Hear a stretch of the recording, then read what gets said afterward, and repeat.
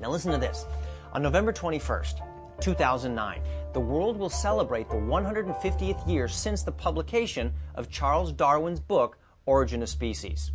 Now, when my friend Ray Comfort heard about this, and that the book was public domain, he actually wrote a 50-page introduction for the book, which gives the history of evolution, a timeline of Darwin's life, Adolf Hitler's undeniable connection with the theory, Darwin's racism, his disdain for women, and Darwin's thoughts on the existence of God, and put them in the book.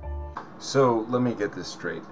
What you're going to do is add an introduction to a book that has nothing to do with Darwin himself. It's not a fucking autobiography. It's about evolution, science, his findings, his theory. You're going to ignore all of that, and what you're going to do is nitpick about what Darwin did personally and all of the bad things that you can find to try and attribute Darwin to them. Are you fucking kidding me? And this is coming from the assholes that believe the Bible. And if there has ever been a book where the supposed author, God, he's more of a dickhead and more of an asshole than Darwin ever could have been. God murdered people. He condoned slavery. He, sends people to burn in hell forever, supposedly. And you're going to try and call out Darwin for, like, womanizing or something, as if that has any effect on the theory of evolution at all. Of course not. You gotta fucking hit below the belt because you're shizy motherfucks. It also lists the theory's many hoaxes. It exposes the unscientific belief that nothing created everything. That is not at all what evolution proposes. In fact, where the universe came from and whatnot is not addressed by the theory of evolution at all. But you know this. You tie them together because you have no real argument. But here's the thing is, your counter-argument is that nothing created God and that God created everything. You see, your counter-argument is just as retarded as the argument you claim that evolution proposes, which is false. You try and make evolution look retarded by putting it on the same level as what you believe. It's fucking hilarious. And I mean, and the fact that the people, of course, believe you. They have no other way of getting around it. They have to deny all evidence in order to believe something far more insane, and it makes them feel good or something. It makes them feel like they're better than the rest of us that don't buy into that bullshit. It really is fucking hilarious. I get a good chuckle out of it all the time. It points to the incredible structure of DNA and the absence of any species-to-species transitional forms actually found in the fossil record. And there we have it. The absolute, all the proof you really needed as if you really needed any in the first place, but all the proof you need to know that this is bullshit. That they are literally saying that there are no transitional fossils. They're pulling the classic creationists. They're like, you went from A to C and there's no B. But then you found a B and they want something in between A and B and C.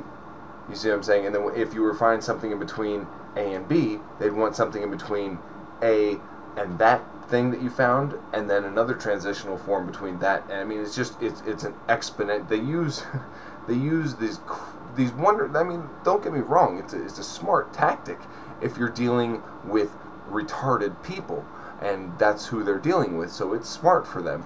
But in this day and age of technology, their shit is rolling downhill faster and faster. It then presents a balanced view of creationism with information from scientists who actually believe that God created the universe. Yeah. They're scientists, just like Kent Hovind is a doctor. It's just like creation science.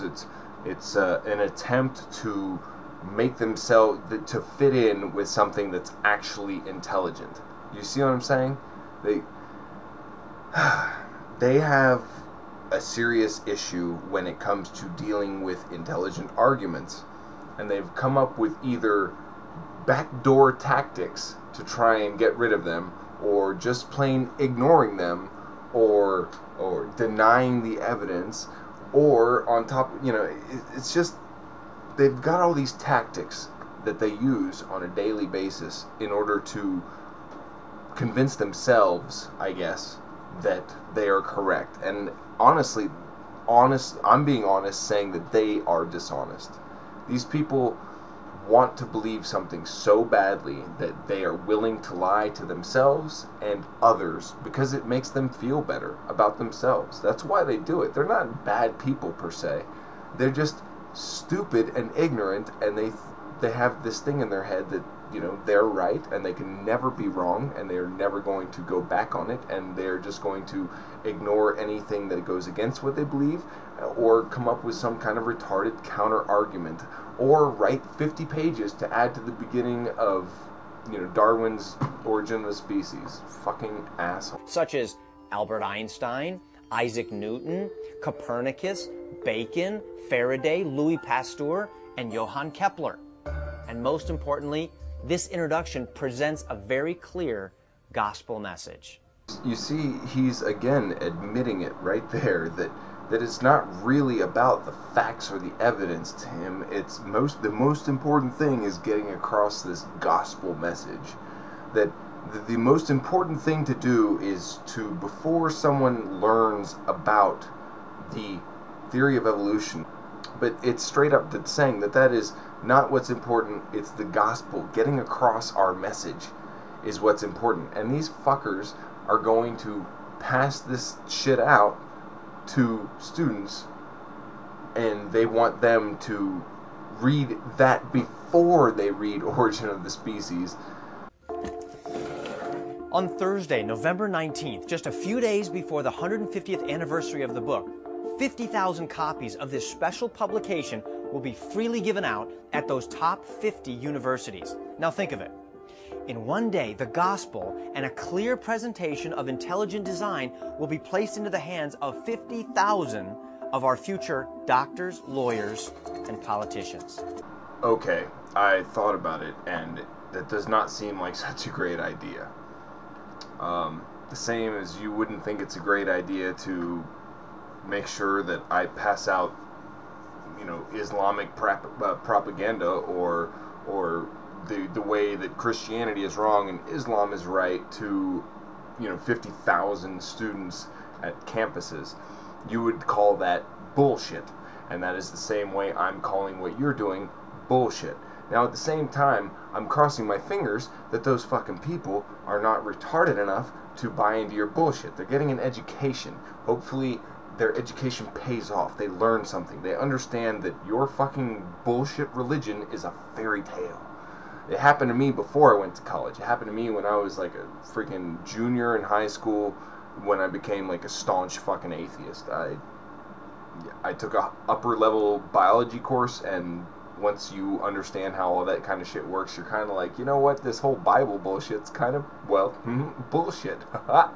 And we're working with Campus Crusade for Christ, Answers in Genesis, and the Alliance Defense Fund to get copies of Darwin's Origin of Species into the hands of this generation. And all we want to do is to present the opposing and correct view, rather than being censored, which is exactly the case at present. I mean, you fuckers actually have the nerve to complain about being censored. Aren't you the same fucks that went around, you only approve certain comments, you disable ratings on your YouTube channel? I mean, it's such bullshit. But here, let me give you a better example. Since you want your argument to be imposed into Origin of the Species as a 50-page in the beginning, how about you let atheists write a 50-page introduction for the Bible? How would you feel about that, dickhead? Don't censor us. How about if we want to fucking print a version of the Bible and we want to hand it out, but with 50 fucking pages in it that says all of the shit that, we totally fucking knock the Bible to shit and talk about all the terrible things in it for 50 pages. Alright? And you just put up with it because that's okay for you. You don't want to censor us, right? You're being censored and you have a problem with it, so you don't want to censor us. So if we can manage to make a shitload of copies and pass them out at universities or at churches even, let's say churches, right? You'd have no fucking problem with it, right? Alright, so let's get on that shit. And I'm not even fucking kidding. These students aren't stupid.